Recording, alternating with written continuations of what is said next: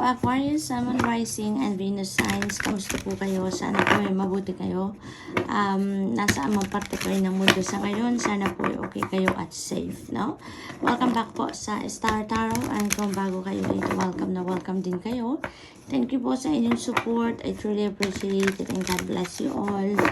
Thank you. So, tingnan natin po ngayon ang mga messages ninyo for the month of November. Aquarius po naman sahin ninyo composure. Ayan. So, keep your composure kahit anumang bagyo ang dumating sa buhay ninyo, Aquarius. Ang advice sa iyo ng spirit ngayon is to keep your composure, keep calm, keep your cool lang, no? Dahil pasasaan ba at magkakaroon din ng solusyon ang mga problema, no? Always remember that there's no challenges sa buhay, walang problema sa buhay na binibigay sa atin na walang solusyon or hindi natin kayang solusyonan. Kaya kalma lang, no? Keep your composure na sa ganon, mas makakapag-isip kayo ng mas maayos, mas makikita ninyo yung tamang direksyon na tatahakin ninyo. So, kalma lang, no? Kalma lang at laging magdadasal at laging iisipin kung ano ang positibo. Okay? We have romance and connection. Ayan. So, parang ngayon, ang sitwasyon ng iba sa inyo dito, Aquarius, maaring meron ditong ganap sa romance, sa relationship, love and romantic relationship, no? Maaring merong hindi magandang ganap, maaring merong hindi pagkakaintindihan, or merong away siguro ang iba sa inyo. Kaya kalma lang, no? Kalma lang at pasasaan ba at maaayos din yan. Pasasaan ba at magkakaintindihan din kayo.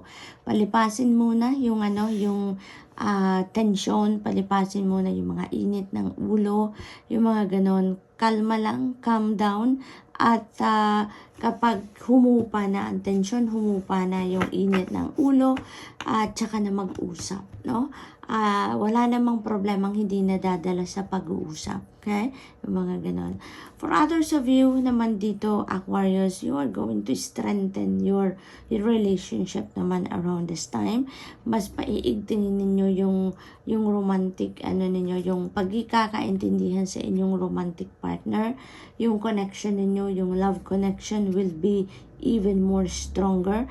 Maaring nanggagaling na ang iba sa inyo dito sa hindi pagkakaintindihan with your person, and now maaring mapapatch up na kung ano man ang gulo na yan. Yung hindi ninyo pagkakaintindihan, maaring magkakaayos na, and mas magiging stronger na ang love connection ninyo, no? Yung connection ninyo with your person. Maaari din ang iba sa inyo dito is entering a new love and romantic relationship. A new love connection is going to develop between you and another person, no? If you are still single. So, maaring ganun din ang ganap ng iba.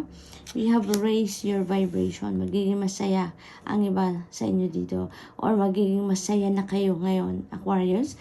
Maaring magkakabati na talaga kayo doon sa kung sino man yung hindi kayo nagkaintindihan in the past. Maaring magkakaintindihan na kayo ngayon, kaya muling babalik, no, or muling manunumbalik na ang inyong saya, ang excitement, no, at yung nararamdaman ninyo, you will be in high vibration na, no? You will be in high vibration, so that's good. So what else for Aquarius? We have the miracle of forgiveness. Ayan na nga, Archangel Jeremiah. Thank you, Jeremiah, for helping me understand the process of forgiveness. So, ayan, magkakapatawaran na kayo, no?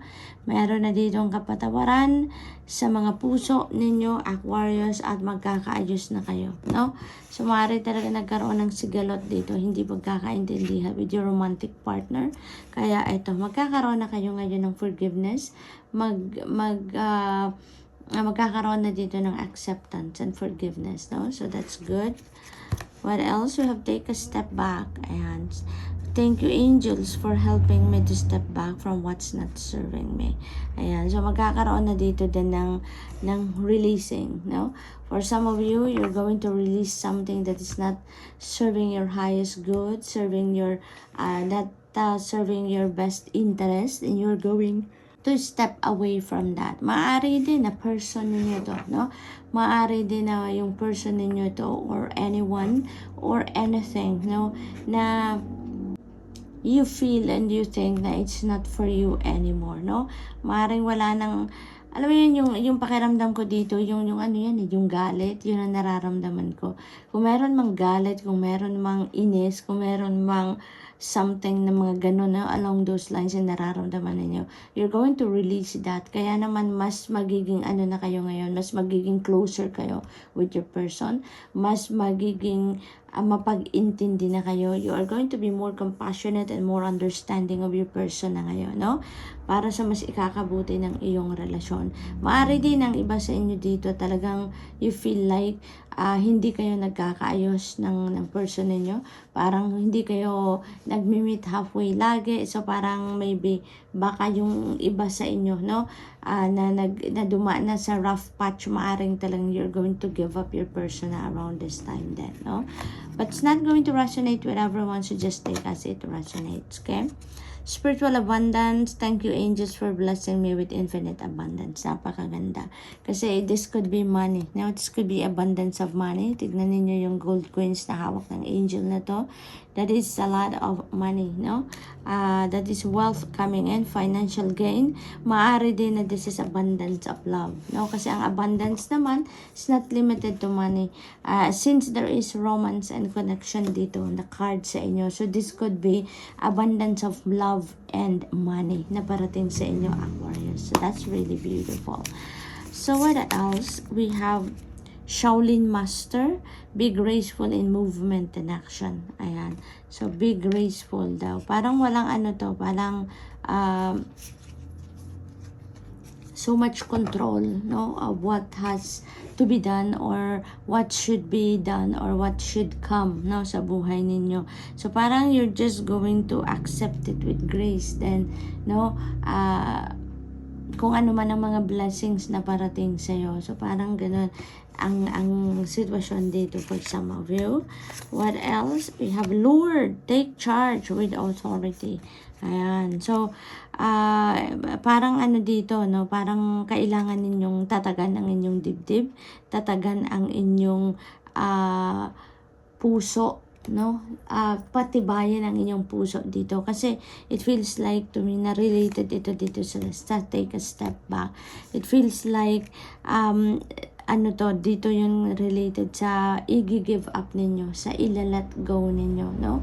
So, it's easy said than done, no? Pagdating sa releasing, sa purging, sa pagpapakawala, no, ng mga naging parte ng buhay ninyo. Kaya this is encouraging you, no, na maging matatag ka, maging matibay ka dito sa pag-let go. Kasi kailangan mo nang i-let go ang mga bagay, sitwasyon, or even tao na hindi nagsiserve ng iyong best interest, no? Kasi yung mga bagay na yan, yung mga tao na yan, na hindi na nararapat na mapabilang or maging parte ng cycle, anong buhay ninyo, that is not for your highest good anymore, no? That is not for your good anymore, no? Kaya, kung kinakailangan ng alisan sa buhay ninyo, kailangan ng tanggalin sa buhay ninyo, you need to do that so that you can welcome positivity, na positive things, positive situations, and even positive thinking people ang kailangan na ninyong i-welcome sa buhay ninyo for you to be able to welcome newness, no, or new things, new people, new situations into your life. You need to somehow let go something also, or someone din sa buhay ninyo so that you can have room for more or you can have room for new ones, no? So what else? We have summer. Ayan, bask in joy and light. Ayan, so magiging masaya na kayo. Alam niyo kung bakit? may forgiveness na sa puso ninyo. So when there is forgiveness, there is acceptance na, no? Ma-accept nyo na dito na kailangan na silang i-let go, kailangan nyo nang mag-welcome ng or mag-make room ng para sa mga bagong parating, no? Kaya magiging masaya na kayo. Magiging masaya na at maliwanag na ang iyong isipan, damdamin, maluwag na may katiwasayan, no? Ang may kapayapaan ang isip at dibdib ninyo dito. So good luck, Aquarius. So that's all I have for you for today. I hope nakatulong ang mga mensahe ito in some way. Thank you for watching. Love and light. Namaste.